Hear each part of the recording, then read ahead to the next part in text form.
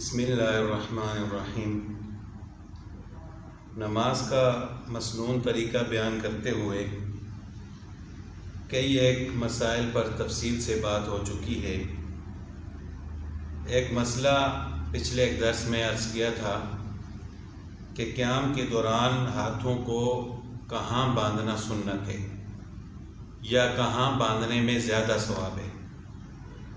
تو اب اسی کے متعلق ایک دوسرا مسئلہ ہے کہ نماز میں قیام کے دوران ہاتھوں کو باندھنے کی کیفیت کیا ہونی چاہیے، یعنی کس طریقے سے ہاتھوں کو باندھنا چاہیے۔ تو اس کے متعلق بھی آپ علیہ الصلوۃ والسلام کی مختلف احادیث ہیں۔ 3 قسم کی احادیث ہیں جن میں آپ علیہ الصلوۃ والسلام سے مختلف طریقے ثابت ہیں۔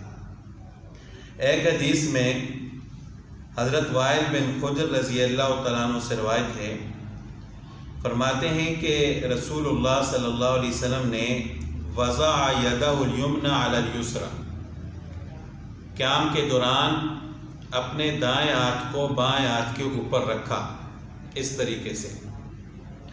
اسی طرح ایک حدیث میں آتا ہے، حضرت سعد بن سعد رضی اللہ تعالیٰ عنہ سے روایت ہے کہ لوگوں کو حکم دیا گیا کہ وہ نماز کے دوران اپنے دائیں ہاتھ کو بائیں ہاتھ کی کلائی پر رکھیں، اس جگہ پر۔ اسی طرح ایک حدیث میں علی الرسغین کا لفظ آتا ہے، گھٹوں پر، یہ جو جگہ ہے۔ تو یہ مختلف قسم کی 3 احادیث ہیں جن میں مختلف الفاظ ہیں۔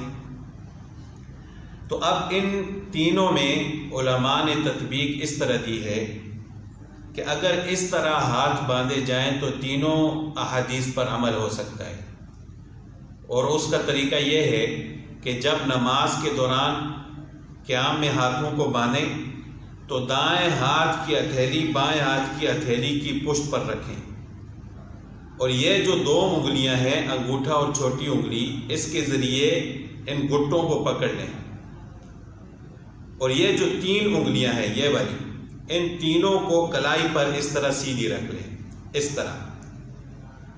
اس طرح اپنے ہاتھوں کو باندھ لیں تو تینوں احادیث پر عمل ہو جائے گا۔ جس حدیث میں یہ آیا ہے کہ دائیں ہاتھ کو بائیں ہاتھ کے اوپر رکھا آپ علیہ الصلوۃ والسلام نے، تو جب اس طرح ہم ہاتھ کو ہاتھ کے اوپر رکھیں گے تو اس حدیث پر عمل ہو جائے گا۔ جس حدیث میں یہ ہے کہ اعلی الرسغین، گھٹوں پر رکھا یا گھٹوں کو پکڑا، تو جب ہم ان 2 انگلیوں سے اس جگہ کو پکڑیں گے گھٹوں کو تو اس پر بھی عمل ہو جائے گا، اس حدیث پر بھی۔ اور جس حدیث میں یہ آیا ہے کہ دائیں ہاتھ کو بائیں ہاتھ کی کلائی پر رکھنے کا حکم دیا گیا، تو جب یہ 3 انگلیاں کلائی پر آ جائیں گی تو اس حدیث پر بھی عمل ہو جائے گا۔ تو یہ سب سے بہترین طریقہ ہے نماز میں ہاتھوں کو باندھنے کا۔ بعض اوقات لوگ سمجھتے نہیں ہیں، اس طریقے کو دیکھ کر پوچھتے ہیں جی یہ طریقہ کون سی حدیث میں ہے، تو آپ ان کو جواب دے سکتے ہیں کہ یہ کسی ایک حدیث میں طریقہ نہیں بیان کیا گیا، بلکہ یہ تینوں احادیث کا مجموعہ ہے۔ تینوں احادیث کا خلاصہ سمجھ لیں، ان تینوں کا نچوڑ ہے، ان تینوں کو ملا کر یہ طریقہ اپنایا گیا تاکہ تینوں احادیث پر عمل ہو جائے۔ باقی اگر کوئی ایک حدیث پر عمل کرتے ہوئے ہاتھ کے اوپر ہاتھ رکھ لے یا یہاں پر رکھ لے یا ہاتھ کو پکڑ لے تو پھر بھی سنت ادا ہو جائے گی، لیکن اس طرح صرف ایک حدیث پر عمل ہوگا۔ اب بعض اوقات ہم لوگوں کو دیکھتے ہیں کہ وہ ہاتھوں کو باندھتے ہیں اس طرح اور پھر ان جگہوں کو پکڑ لیتے ہیں، تو ان جگہوں کو پکڑنے کا کسی بھی حدیث میں ذکر نہیں ہے۔ حدیث میں ذکر ہے ہاتھ کو ہاتھ پر رکھنے کا، گھٹوں کو پکڑنے کا اور کلائی پر رکھنے کا۔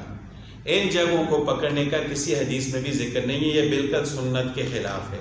تو ان تینوں طریقوں میں سے کوئی ایک طریقہ بھی اپنا سکتے ہیں، اور جو طریقہ میں نے عرض کیا یہ سب سے بہترین ہے تاکہ تینوں احادیث پر عمل ہو جائے۔ اللہ تعالی ہمیں سنت کے مطابق نماز پڑھنے کی توفیق